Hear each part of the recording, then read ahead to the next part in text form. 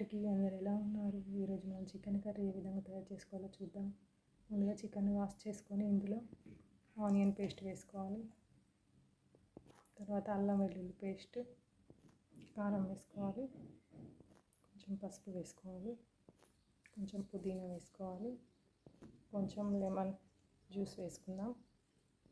ఇప్పుడు వీటిని బాగా కలుపుకోవాలి. ఈ విధంగా కలుపుకొని 5 నిమిషాలు మ్యారినేట్ చేసుకుందాం. ఇప్పుడు బగారా వేసుకుందాం. బగారా కోసం 4 గ్లాసుల బియ్యం ఈ విధంగా 5 మినిట్స్ ముందు కడిగి నానబెట్టుకోవాలి. ఇప్పుడు స్టవ్ ఆన్ చేసి ఒక గిన్నె పెట్టుకొని ఇందులో ఆయిల్ వేసుకుందాం. ఆయిల్తో పాటు కొంచెం నెయ్యి కూడా వేసుకుందాం. ఆయిల్ వేడయ్యాక మసాలా దినుసులు వేసుకుందాం. ఆకు వేసుకుందాం, పచ్చిమిర్చి వేసుకుందాం, కొన్ని ఆనియన్స్ వేసుకుందాం. బాగా కలుపుకోవాలి. ఇప్పుడు కొంచెం అల్లం వెల్లుల్లి పేస్ట్ వేసుకుందాం. తర్వాత పుదీనా వేసుకుందాం. ఇప్పుడు వాటర్ వేసుకుందాం.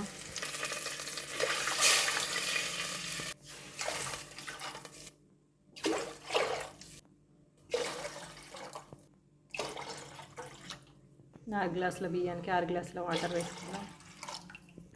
ఇప్పుడు టేస్ట్కి సరిపడే సాల్ట్ వేసుకుందాం. కొన్ని క్యారెట్ వేసుకుందాం, కొంచెం కరివేపాకు. ఇప్పుడు క్యాప్ పెట్టి పొంగొచ్చే వరకు చూద్దాం. ఈ వాటర్ పొంగొచ్చేలోపు మనం ముందుగా ప్రిపేర్ చేసుకున్న చికెన్ కర్రీ వండుకుందాం. ముందుగా స్టవ్ ఆన్ చేసి ప్యాన్ పెట్టి ఇందులో ఆయిల్ వేసుకుందాం. ఆయిల్ వేడయ్యాక మసాలా దినుసులు వేసుకుందాం. తర్వాత ఆకు వేసుకుందాం.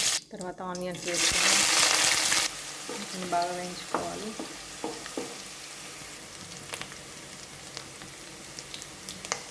ఇప్పుడు అల్లం వెల్లుల్లి పేస్ట్ వేసుకుందాం. కొంచెం పుదీనా వేసుకుందాం. ఇప్పుడు ముందుగా మ్యారినేట్ చేసి పెట్టుకున్న చికెన్ని ప్యాన్లో వేసుకుందాం.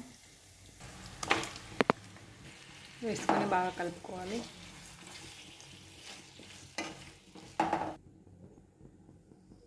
ఇప్పుడు ఇందులో టేస్ట్కి సరిపడా సాల్ట్ వేసుకుందాం.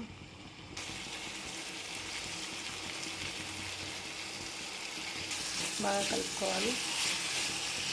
ఈ విధంగా కలుపుకొని క్యాప్ పెట్టి 1 నిమిషం ఉడకనిద్దాం. ఇటు సైడు బియ్యం వేసుకుందాం. వాటర్ మరుగుతున్నాయండి. బియ్యం వేసుకుందాం.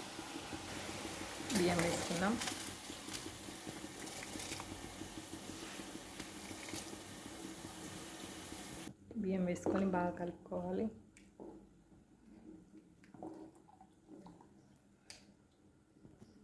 క్యాప్ పెట్టి పొంగొచ్చే వరకు వెయిట్ చేద్దాం. ఇప్పుడు చికెన్ కర్రీ చూద్దాం. ఉడుకుతుందండి. ఇందులో కొంచెం కుడక పొడి వేసుకుందాం.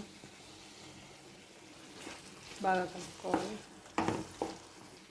ఇందులో సూప్ కోసం కొన్ని వాటర్ వేసుకుందాం.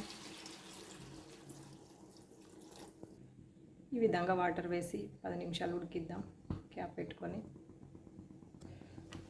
పక్కన రైస్ కూడా ఉడుకుతుందండి. రైస్ ఉడికిందండి. 2 మినిట్స్ పెట్టి ఉడికించుకుందాం. చికెన్ కూడా ఉడుకుతుందండి. రైస్ చూద్దాం ఒకసారి. రైస్ అయిందండి. స్టవ్ ఆఫ్ చేద్దాం. కర్రీ చూద్దాం. కర్రీ కూడా అయిందండి. చివరగా మసాలా వేసుకుందాం. గరం మసాలా వేసుకుందాం.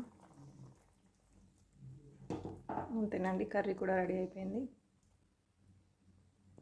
కర్రీ కూడా అయిందండి. స్టవ్ ఆఫ్ చేద్దాం.